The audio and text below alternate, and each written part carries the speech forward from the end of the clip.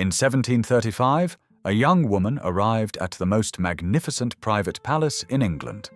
She was introduced as a distant relative, a ward being raised in the household of Britain's most powerful man. The servants were told not to ask questions, the neighbours were given vague explanations, and for decades almost no one suspected the truth. Her name was Catherine Howard, and she was the illegitimate daughter of King George II. Houghton Hall in Norfolk wasn't just another grand country house. It was a fortress of secrets built by Robert Walpole, England's first Prime Minister, with money that could have funded a small war. Inside its honey-coloured stone walls, behind its perfectly proportioned Palladian facades, one of Georgian England's most carefully guarded scandals played out for nearly 2 decades. The story of how a royal bastard came to be hidden in a Norfolk palace tells us everything about power, politics, and the delicate dance of discretion that defined 18th-century England. It reveals how architecture itself could become a tool of concealment, how magnificence could serve as camouflage, and how the greatest houses of an age often harbored the darkest secrets. This is the story of 3 people bound together by circumstances they couldn't control. Robert Walpole, the brilliant, ruthless politician who rose from rural gentry to command a kingdom.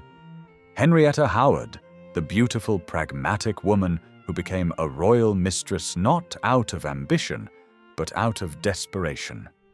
And King George II, a vain, short-tempered monarch who gave them both a problem that threatened to destabilize the crown itself.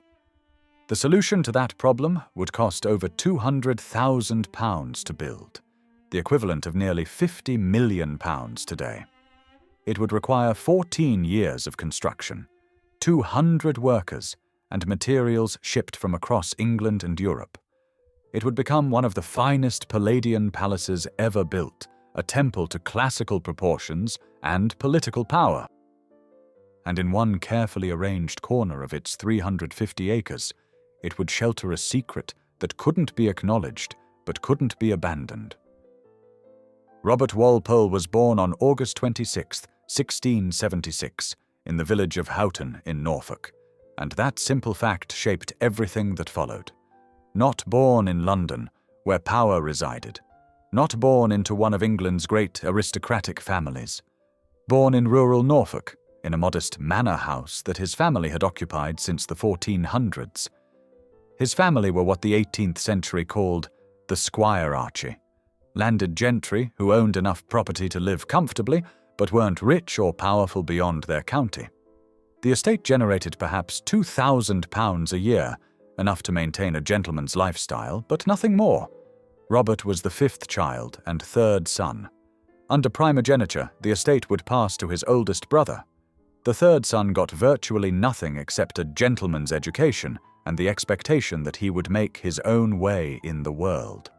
The traditional path for younger sons was the church. So Robert was sent to Eton at age 9, then to King's College, Cambridge at 15, preparing for a life as a country clergyman. He studied Latin, Greek, classical literature, mathematics, and theology. He was apparently a good student, bright, quick to learn, with a particular talent for understanding complex arguments. Then in 1698, both of his older brothers died within months of each other. At age 22, Robert suddenly found himself the heir to the family estate. He left Cambridge immediately, abandoning any pretense of pursuing a career in the church. For most young men in his position, this would have been the end of the story. But Robert Walpole had spent his formative years reading about Roman senators and Greek statesmen, about men who rose through force of intellect and will to command empires. In 1700, at age 24, he married Catherine Shorter, the daughter of a wealthy London timber merchant. It was a strategic match. She brought a dowry of £20,000, an enormous sum that immediately transformed the family's financial position.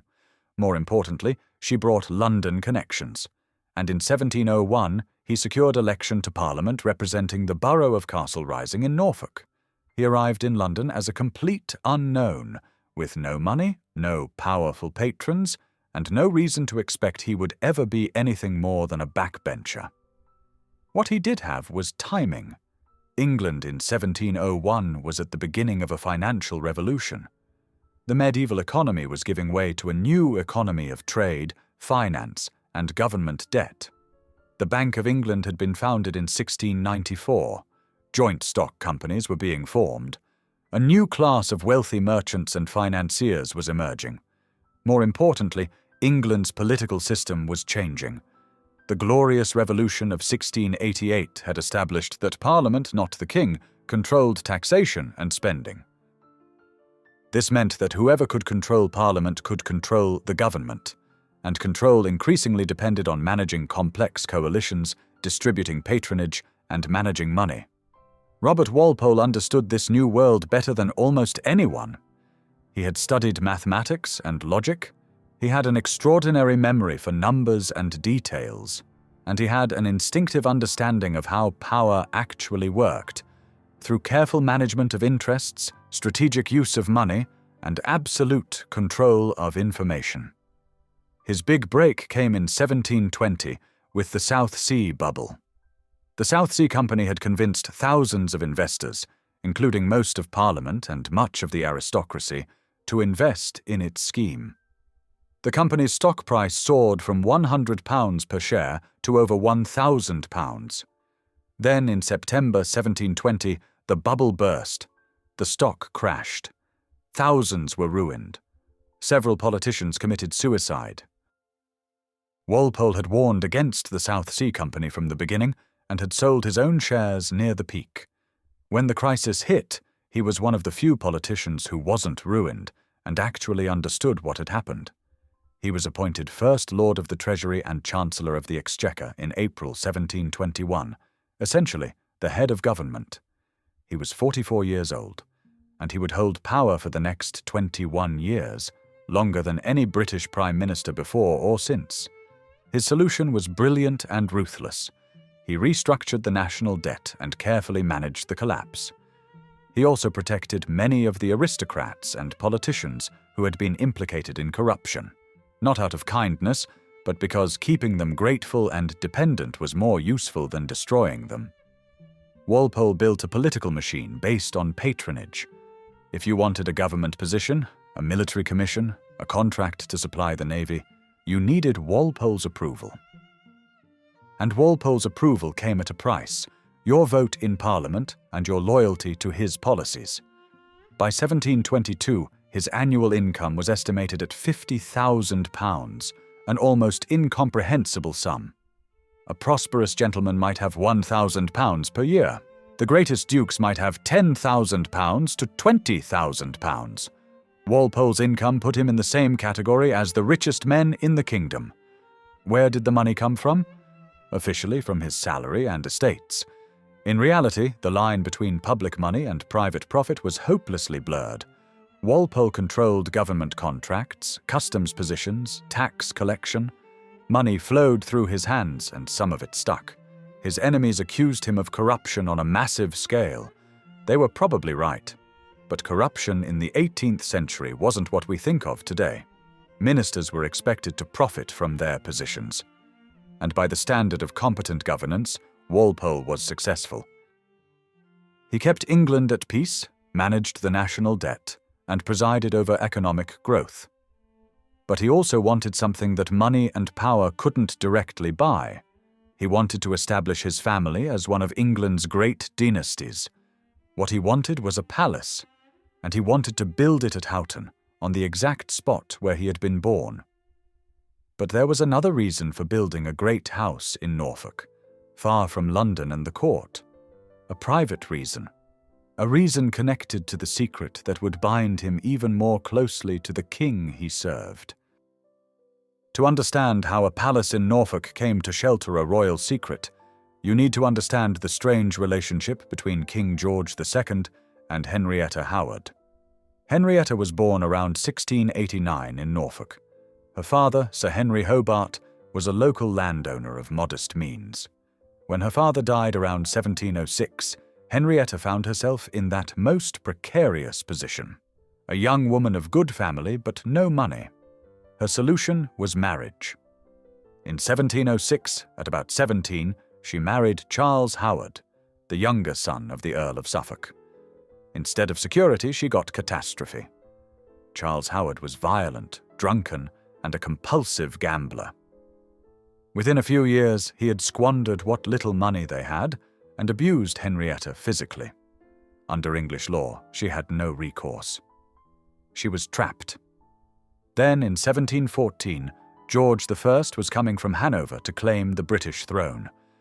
His son, the Prince of Wales, the future George II, was looking for English attendants for his household. Henrietta managed to secure a position as a woman of the bedchamber to Princess Caroline, the prince's wife. The Prince of Wales noticed her immediately. George was 31 years old in 1714, unhappily married to Caroline of Ansbach. Caroline was intelligent, well-educated, and politically astute, but George found her exhausting. She was smarter than him, which he resented. She challenged his opinions, which he found infuriating. Henrietta was everything Caroline wasn't: beautiful, kind, and non-threatening. She didn't have political ambitions. She didn't challenge his opinions. She simply listened to him and provided the uncomplicated affection he craved. By 1715, Henrietta had become the prince's mistress, and remarkably everyone accepted the arrangement. Princess Caroline knew and tolerated it. She understood that having a mistress who was gentle and politically unambitious was far better than having one who might try to influence policy. The court knew and gossiped about it, but in an age when royal mistresses were common, it wasn't scandalous. The affair lasted nearly 20 years. In return for her companionship, the prince gave her financial support and eventually a house, Marble Hill in Twickenham, a perfect Palladian villa that would become one of the finest small houses in England. But around 1722, the relationship produced something that couldn't be so easily managed: a child.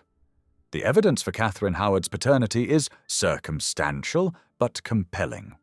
She was born around 1722 or 1723. The exact date isn't recorded, which is itself significant. Her mother was Henrietta Howard, the prince's acknowledged mistress. The timing of her conception corresponded exactly with a period when Henrietta was seeing the prince daily, and her husband Charles was absent from London. Catherine was never officially acknowledged as the prince's daughter, but neither was she acknowledged as Charles Howard's daughter. She grew up using the Howard family name, but she was never introduced at court, never presented to society, never given the position that a legitimate daughter of the Earl of Suffolk's family would have expected. Instead, she disappeared into Norfolk.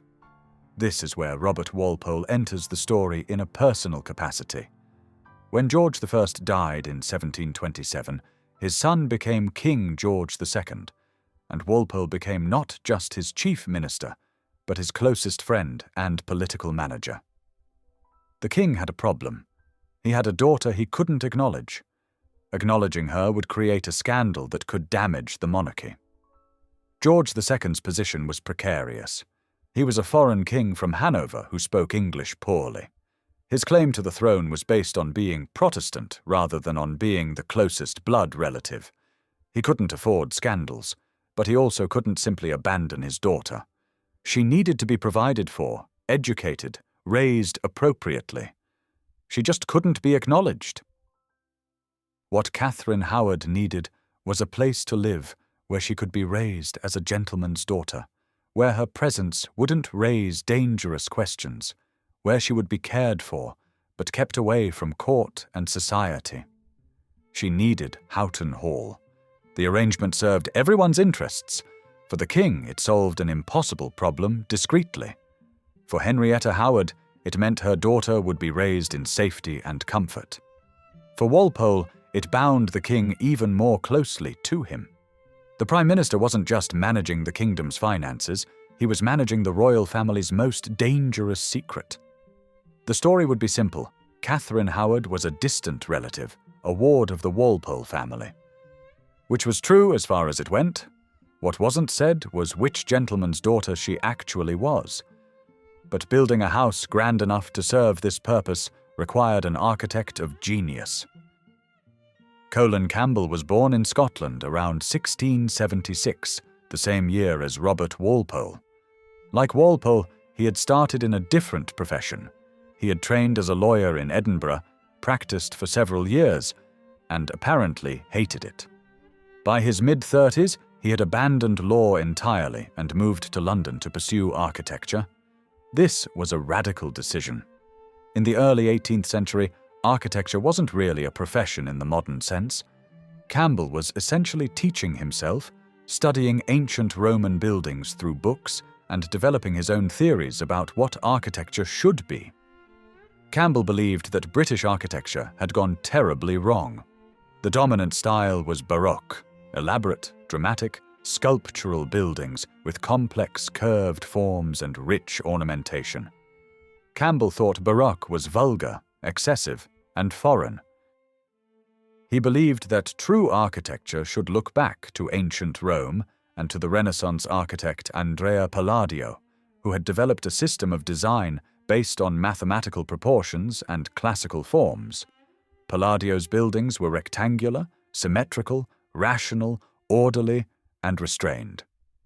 In 1715, Campbell published Vitruvius Britannicus, a collection of engravings showing British buildings in what he called the Palladian style, along with his theoretical writings. The book was a manifesto. Campbell was arguing that Britain needed to abandon Baroque excess and embrace a new architecture based on reason, proportion, and classical principles. Palladian architecture, with its Roman associations and emphasis on rational order, was the proper style for a Protestant parliamentary Britain. The book caught Robert Walpole's attention. Walpole understood immediately what Campbell was offering. A Palladian house would proclaim that its owner was learned, sophisticated, and connected to the classical tradition of Roman statesmanship. It would say that true power came not from medieval feudal authority, but from rational governance and cultural refinement. In 1722, Campbell received the commission to design Houghton Hall. He was 46 years old, at the peak of his powers. This would be his masterpiece. What Campbell designed was a rectangular block, 165 feet long by 90 feet wide. 2 full stories of honey-colored stone, topped with a third floor tucked behind a balustrade. At each corner, a square tower rose above the roofline, crowned with a shallow dome. These towers gave the building monumentality while maintaining perfect symmetry. But the genius wasn't in the overall form, it was in the proportions and details. Every dimension of Houghton was based on mathematical ratios derived from Palladio's work and ultimately from musical harmonies. The relationship between width and height, between window size and wall surfaces, all were carefully calculated to create harmonious proportions. The stone was Aislabie stone from Yorkshire, a fine-grained limestone that weathered to a warm honey colour. Campbell specified that every joint had to be perfect, every line straight, every surface smooth. The entrance facade on the south front was Campbell's great set piece. The central section projected forward with 6 enormous Ionic columns rising through 2 stories to support a classical pediment. The columns were nearly 30 feet tall and 3 feet in diameter. Above the columns, in the pediment, was carved Walpole's coat of arms, a reminder that however classical this building looked, it was also about proclaiming the power of one particular family. The entrance was reached by a double staircase that curved up from ground level to the main floor. Visitors would ascend slowly, giving them time to absorb the magnificence, while anyone watching from above could observe who was arriving. What strikes me about Houghton's exterior is its restraint. There's almost no applied decoration beyond the classical orders themselves. The building's magnificence comes entirely from its proportions, materials, and perfect execution. Campbell was making an argument that true sophistication comes from rational order and classical learning, not from showy display. Construction began in 1722, and it immediately became clear this would be one of the most ambitious building projects in England. The logistics of building Houghton were staggering. Houghton village was in rural Norfolk, about 12 miles from King's Lynn and over 100 miles from London. The roads were terrible, narrow tracks that turned to mud for much of the year. There was no local infrastructure for a major construction project. Everything had to be brought in. The stone alone presented enormous challenges. Campbell had specified Isleby stone from Yorkshire, which meant transporting it over 200 miles. The stone had to be quarried by hand, loaded onto wagons, dragged to the coast, loaded onto ships, sailed around to King's Lynn, unloaded, loaded onto wagons again, and finally dragged to Houghton. Each shipment took months. Walpole established a permanent logistics operation with agents in Yorkshire, shipping agents in various ports, and a fleet of wagons and horses dedicated to the project. The volume required was enormous. The walls of Houghton are solid stone, not facades over brick. Ships constantly moved between Yorkshire and Norfolk, loaded with nothing but stone. The workforce peaked at over 200 men. Skilled stonemasons came from Yorkshire. Master carpenters came from London.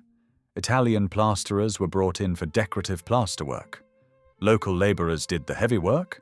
The site became a small industrial complex. Workshops for carpenters, kilns for firing bricks, forges for blacksmiths, a quarry for common stone, timber yards for oak beams. The scale transformed the village. Houghton had been a sleepy hamlet. Suddenly it was filled with workers, wagons, noise, and activity. Walpole's response was characteristic. He rebuilt the entire village. The old cottages were demolished and replaced with new ones, all in the same honey-coloured stone, all at a calculated distance from the house. He was creating not just a house, but an entire designed landscape. The costs mounted relentlessly. The building would cost approximately £200,000, an almost incomprehensible sum. A substantial country house could be built for £10,000. A grand London mansion might cost £30,000. Blenheim Palace had cost around £300,000 and nearly bankrupted the Duke of Marlborough. Where did the money come from? Walpole controlled the treasury, government contracts, patronage, tax collection. Money flowed through his hands, and some of it stuck. His political enemies accused him of corruption on a massive scale. They weren't entirely wrong, but in the context of 18th-century politics, this wasn't unusual. Every minister profited from office. Construction took 14 years, from 1722 to 1736. Part of the delay was the scale and complexity, but part was that Walpole kept changing his mind and expanding the scope. Campbell worked on the project until his death in 1729. Walpole then brought in other designers. William Kent created the great state rooms. Thomas Ripley oversaw completion. James Gibbs designed the distinctive domed towers. The result was a collaborative masterpiece that absolutely expressed Walpole's vision and served his purposes. And one of those purposes was to provide a safe, discreet home for a young woman who couldn't be acknowledged but couldn't be abandoned. Let me walk you through Houghton Hall as it appeared when completed in 1736, because understanding the interior is essential to understanding both its magnificence and its function. You approached from the south, up that dramatic double staircase, through the massive oak doors, and you entered the stone hall. The stone hall was a perfect cube, 40 feet in each dimension. The proportions weren't accidental. A cube was considered the most perfect geometric form in classical architecture. The walls were stone. The floor was stone in geometric patterns. The ceiling was decorated with geometric coffers in Roman style. But what made it extraordinary was how Campbell manipulated light. Windows at calculated angles flooded the space with light that seemed to come from everywhere, making the stone glow. The hall was lined with classical statuary. Roman emperors, Greek gods, ancient philosophers. Walpole announcing that his house stood in the tradition of classical civilization. From the stone hall, the primary route for important visitors led north to the state apartments. First came the marble parlour. Every surface that could be marble was marble. The floor was geometric patterns of different coloured Italian marbles. The walls were lined with marble pilasters. The fireplace was enormous Italian marble carved with classical scenes. Even the door frames were marble. This room was designed by William Kent, showing his genius for creating spaces that were both architecturally correct and absolutely opulent. The ceiling was covered with Kent's painted decorations, creating the illusion of even more complex architecture above. Beyond was the saloon, the largest and grandest room. 40 feet by 40 feet, with a ceiling height of nearly 40 feet, another perfect cube. The walls were covered with crimson damask silk. The ceiling was painted by Kent with an elaborate allegorical scene. Britain enthroned, surrounded by virtues of good governance, receiving tribute from the four corners of the world. The furniture was arranged not for comfort, but for ceremony. This was a room for making political statements, for displaying power, for being seen with important people. From the saloon, you could proceed to the state bedchamber, though no one actually slept there. It was a ceremonial room, a holdover from when royal levees were held in the monarch's bedroom. The bed was enormous, raised on a platform, surrounded by gilt railings, hung with rich fabrics. More throne than bed. Beyond was the cabinet room, where Walpole conducted private political business.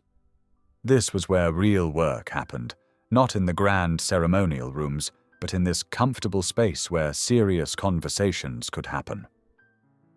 The entire state apartment sequence stretched along the north front, creating a processional route through increasingly private spaces. Each transition was a mark of increasing favor and access. But the state apartments were only part of the house. The family apartments in the south and east wings were notably different, still luxurious, but designed for comfort rather than ceremony. The common parlor was where the family actually spent time. Comfortable furniture arranged for conversation, good fireplace, windows overlooking the gardens. This was a room designed to be lived in. The family bedrooms were large and comfortable, but not theatrical. These were rooms for sleeping and private life, not for display. And this is where Catherine Howard lived. She would have had a bedroom in the east wing, probably on the second floor, with windows overlooking the gardens. She would have taken meals in the family dining room. She would have spent time in the common parlor, in the library, in the gardens. She would have been introduced as a ward of the family. No one would have questioned it. But she would never have been presented at court. She would never have been introduced to the king when he visited, which he did regularly. She would have been kept separate from the state apartments when the king was in residence. The house was large enough that this could be managed easily. The library deserves special mention. Walpole's library eventually contained over 6,000 volumes, an extraordinary collection. The library room was 50 feet long, with shelves floor to ceiling, a gallery for upper shelves, large windows for reading light. The collection included classical texts, historical works, scientific treatises, contemporary literature. This was a working library. Catherine would have had access to this library. She would have been educated as a gentleman's daughter, reading literature, learning French and Italian, studying history and geography, learning music and drawing.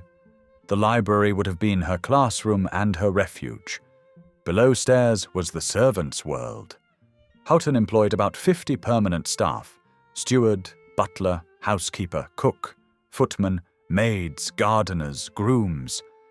What's fascinating about Houghton's organization is how efficiently it separated different social worlds. The state apartments for politics, the family apartments for private life, the servants' quarters invisible but efficiently connected. And a young woman in the family apartments could live there for years without being seen by most visitors. The architecture itself enabled the secret. But Houghton wasn't just a building. It was the centerpiece of a designed landscape extending for miles, a landscape that was itself a statement of power. The immediate grounds covered about 350 acres. This landscape was designed with the same care as the house, to proclaim order, prosperity, taste, and control. The initial landscape design was by Charles Bridgman, one of the leading garden designers of the era. His design was a brilliant compromise between formal geometric gardens and more naturalistic style. Immediately around the house was a geometric arrangement of paths and plantings. The south front looked out on a great forecourt framed by service buildings, stables, coach houses, laundries, all matching the main house in style. Beyond was a formal garden with geometric beds outlined in box hedges, filled with seasonal flowers. To the west was a series of terraces, stepping down toward a small river, decorated with classical urns and statuary. At the bottom was a classical temple designed by William Kent. But beyond these formal gardens, Bridgman created something more naturalistic. The estate was surrounded by continuous parkland, separated from agricultural land by a ha-ha, a sunken fence that kept livestock out without blocking views. The parkland was planted with specimen trees arranged to create picturesque views. The goal was to make nature look natural while controlling every aspect. William Kent later modified the design, removing some geometric elements and creating serpentine paths through the parkland. He designed additional garden buildings, a hermitage, a Gothic tower, various temples and follies. But the most dramatic element was moving the entire village. The old village had been right next to the hall. Walpole wanted uninterrupted views. He wanted the house to appear as a monument standing alone. So the old village was demolished. Tenants were relocated to new cottages a quarter-mile away, all matching in style and stone. The cottages were actually quite good, solidly built, larger than the old ones. But the move was enforced. The church was left in place, now standing alone in the parkland, a picturesque presence. This kind of village clearance was called improvement and was considered entirely acceptable. The visual effect was what mattered. The estate included extensive practical facilities, all carefully hidden. A large walled kitchen garden produced vegetables, fruits, and herbs. Greenhouses enabled exotic fruits like pineapples and oranges. Stables could house 40 horses. A home farm supplied dairy products, meat, and eggs, all hidden from view. For Catherine Howard, this landscape would have been her entire accessible world. She would have walked in the gardens, visited the temples, taken lessons, lived quietly. She would have been isolated from court, from society, from anywhere her parentage might be questioned, but she would have lived in comfort and beauty. The landscape designed for display also provided spaces of privacy, the walled garden, secluded walks, temples where one could sit alone. I think there's something both generous and tragic about this arrangement. The king ensured she was raised in a palace. Her mother knew she was safe. Walpole bound the king closer to him. Everyone got something, except Catherine herself, who grew up in luxury but without acknowledged identity, in security but without a future in society. Houghton was completed in 1736, and for the next 6 years until Walpole's fall from power, it served exactly the function he intended. Centre of political power, showcase of culture, statement of achievement, and discreet refuge for a royal secret. Walpole used Houghton strategically. He spent significant time there when Parliament wasn't in session. But these weren't retreats from politics. They were political events disguised as country house parties. He would invite selected MPs, political allies, and important figures. They would come for days or weeks and be overwhelmed by the magnificence, the hospitality, the subtle political discussions. A typical visit might involve 20 to 30 guests. They would arrive in the late afternoon, be shown to luxurious bedrooms, rest, then dress for dinner. Dinner in the state dining room was massive. Multiple courses, fine wines, elaborate service. After dinner, music in the saloon, cards, political discussions in the library. The next day, breakfast, hunting or walking, tours of the art collection, more political discussions. Another elaborate dinner, more entertainment. The political work happened constantly but informally. Walpole would have private conversations, discuss legislation, promise positions and contracts, solidify alliances. All in the context of overwhelming hospitality. The message was clear: support Walpole and you're part of this world. Oppose him and you're excluded. King George II visited Houghton regularly. These were major events requiring elaborate preparations. When the king visited, the entire state apartment was prepared for his use. Local gentry would be presented to him. Elaborate dinners, musical entertainments, hunting parties. And during these visits, the real work of government continued. Walpole and the king had daily meetings. Major decisions were often made at Houghton. Crucially, during these royal visits, Catherine Howard would have been kept entirely separate. She would have stayed in the family wing, taken meals privately, never been presented to the king formally, though he certainly knew she was there. This separation would have been managed through the architecture and household routines. Servants understood without being told that Miss Howard was not to be seen when His Majesty was in residence. For Catherine, these visits must have been strange and painful. Her father was in the house, perhaps only rooms away, but she couldn't acknowledge him, and he couldn't acknowledge her. Walpole's art collection at Houghton was one of the finest in England. He spent enormous sums acquiring Renaissance and Baroque masterpieces, Rubens, Van Dyck, Poussin, Claude Lorrain. He bought entire collections from Italian nobles. The collection was displayed throughout the state apartments, turning the house into a private museum. This demonstrated Walpole's taste and was a significant financial investment. The library collection also continued growing. By the 1740s, over 6,000 volumes, one of the finest private libraries in England. Catherine would have had extensive access to this library. Her education would have been comprehensive: reading, writing, mathematics, history, geography, French, Italian, music, drawing. But all this education couldn't provide what she really needed: a place in society. She was being educated as if she would take her place among the gentry, but that could never happen. She couldn't be presented at court. She couldn't have a London season. She couldn't enter the marriage market. Her future was fundamentally uncertain, and that must have been frightening as she grew into her teenage years. Robert Walpole's power began to crumble in the late 1730s and early 1740s. The causes were multiple: foreign policy failures, economic troubles, political opposition, and Walpole himself getting old and losing his touch. The crisis began with the War of Jenkins' Ear in 1739, a conflict with Spain. The war was unpopular with Walpole, who had built his career on peace, but he was forced into it by political pressure. The war went badly. Walpole's enemies seized on this as evidence he had grown ineffective. Opposition in Parliament grew stronger. Even former allies began distancing themselves. In the election of 1741, Walpole's majority was sharply reduced. For a man who had controlled Parliament absolutely for 2 decades, this was devastating. The end came in February 1742. After a series of parliamentary defeats, Walpole resigned.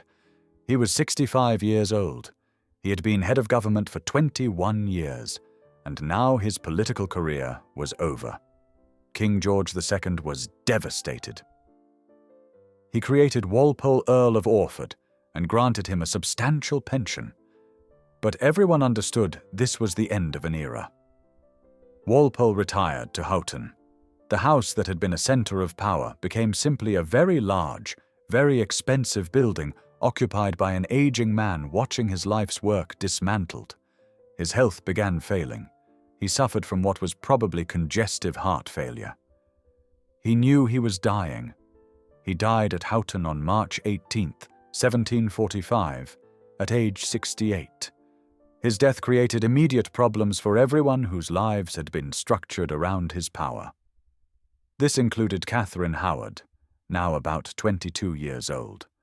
Catherine had spent virtually her entire life at Houghton, carefully protected. But Walpole's death meant that protection was suddenly uncertain. His son inherited the estate, but not the political power or special relationship with the king. King George II was still on the throne, but was now 61, and his connection to the daughter he'd never acknowledged was increasingly distant. Henrietta Howard had left the king's service in 1734 and remarried. Catherine's situation was precarious. She had no official status, no formal claim to support. She existed in legal and social limbo. What happened to Catherine after Walpole's death isn't entirely clear, which is itself significant. People who matter get documented. Catherine apparently didn't matter enough. We know she survived into adulthood. We know she never married. Or if she did, it was so obscure no records survive. We know she didn't become a figure in society. Most likely she continued to live quietly on a small pension arranged by the king or Walpole's estate. She would have lived comfortably but without status. And eventually she would have died and been buried without fanfare. There's profound sadness in this. Catherine's life was shaped entirely by circumstances beyond her control. She lived in a palace but couldn't claim her identity. When the people who protected her died or lost power, she simply faded away. Meanwhile, Houghton faced different crisis. Walpole's son inherited a magnificent house and enormous debts. His father had spent vast sums building Houghton, always spending more than he earned. The second Earl had no interest in politics and no talent for managing money. He tried to maintain Houghton but couldn't afford it. He began selling off parts of the estate. Then, in 1751, he made a shocking decision. He sold virtually the entire art collection. The buyer was Catherine the Great of Russia, who paid £40,555 for approximately 200 paintings, a fraction of their worth, but the Earl needed cash immediately. The paintings were shipped to St. Petersburg, where they formed a significant portion of what became the Hermitage Museum. They're still there today, assembled by an English Prime Minister but lost to Russia forever. This sale was seen as a national tragedy by British art lovers, but there was nothing to be done. The second Earl owned the paintings and had the right to sell them. Houghton without its art collection was diminished, still architecturally magnificent, but no longer a centre of culture. It became just another large country house in Norfolk. The history of Houghton after the deaths of its builder and the dispersal of its art collection is a story of slow decline and eventual preservation. Throughout the late 18th and 19th centuries, Houghton remained in the family, but none of the subsequent owners had wealth or inclination to maintain it as a primary residence. The house was opened occasionally for family events, but not lived in regularly. This was common among England's great houses. They had been built for a specific purpose, to serve as centres of political power. When that world disappeared, these houses became expensive anachronisms. Many similar houses were simply demolished. Houghton survived partly through luck, and partly because successive families retained enough resources and family pride to keep it from complete ruin. The house faced particular crisis after World War I. Agricultural depression reduced income. Death duties and taxes increased dramatically. The family considered selling, and there were proposals to demolish it. What saved Houghton was the fifth Marquess of Cholmondeley, who inherited it in 1919 and recognized its importance. He decided to preserve it despite significant financial sacrifice. Through the 1920s and 1930s, essential repairs were undertaken. World War II brought new challenges. The house was partly used for military purposes. Gardens and parkland were neglected. After the war, the house faced uncertain future.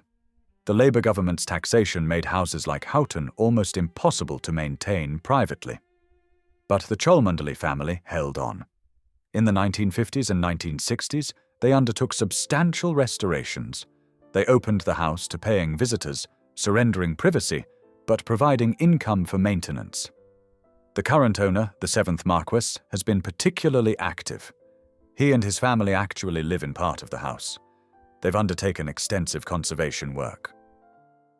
In one remarkable development, the current Marquess has worked to reassemble something resembling the original art collection, not the specific paintings in Russia, but period works that give visitors a sense of how the rooms looked.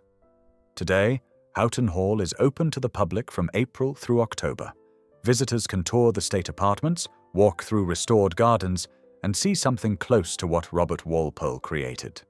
What strikes me about Houghton's survival is that it required continuous effort and sacrifice by people who could have walked away. The house survived because successive generations decided it was worth preserving. This reflects a relatively modern attitude toward historic buildings. For most of history, buildings that were no longer useful were demolished. The idea that buildings have value as historical documents is largely 19th and 20th century. Houghton survived to become part of that preservation movement. And in surviving, it gives us something invaluable, a physical connection to the 18th century, a way of understanding how people lived, how power was displayed, and how architecture expressed social values. And hidden in its history is the story of Catherine Howard, a reminder that behind the magnificent public displays were always private stories deliberately concealed. Standing in the stone hall at Houghton today, looking up at Campbell's perfect proportions, you're experiencing something Robert Walpole created nearly 3 centuries ago to proclaim power and establish his legacy. But you're also in a building that tells a more complex story than Walpole intended, about how architecture serves multiple purposes simultaneously, how the same spaces that proclaim power also enable secrets, how the magnificent public face of history always concealed more complicated private realities. On the most obvious level, Houghton is a masterpiece of Palladian architecture. The proportions are perfect, the materials are superb, the craftsmanship is extraordinary. The building makes powerful arguments through its architecture.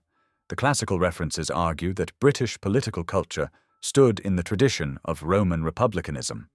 The perfect symmetry argues for rational order.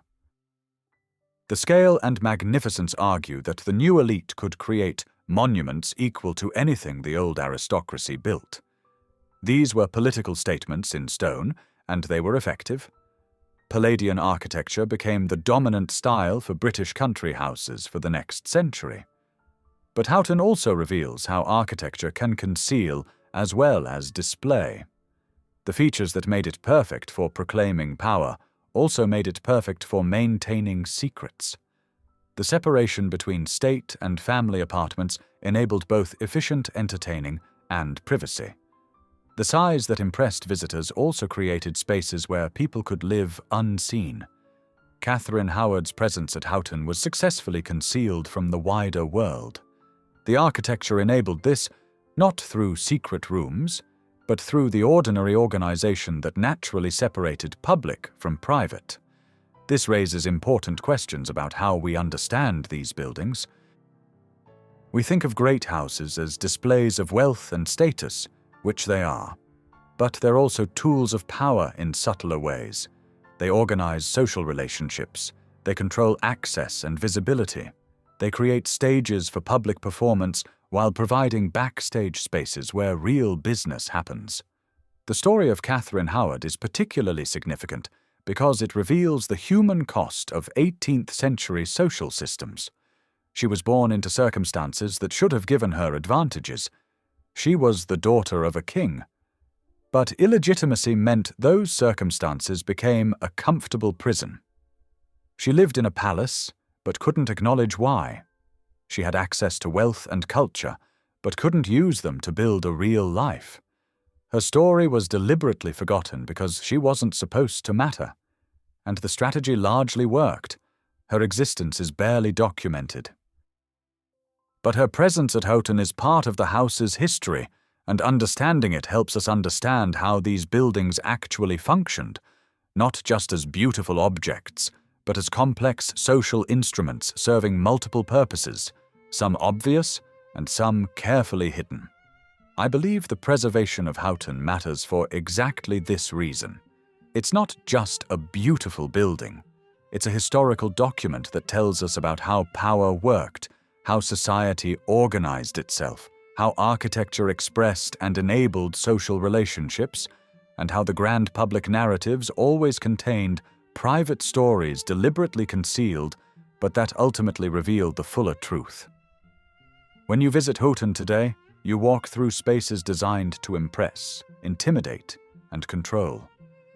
But you should also remember that elsewhere in the building, other lives were being lived, lives shaped by the same power structures that created all this magnificence, but unable to claim any part of it openly.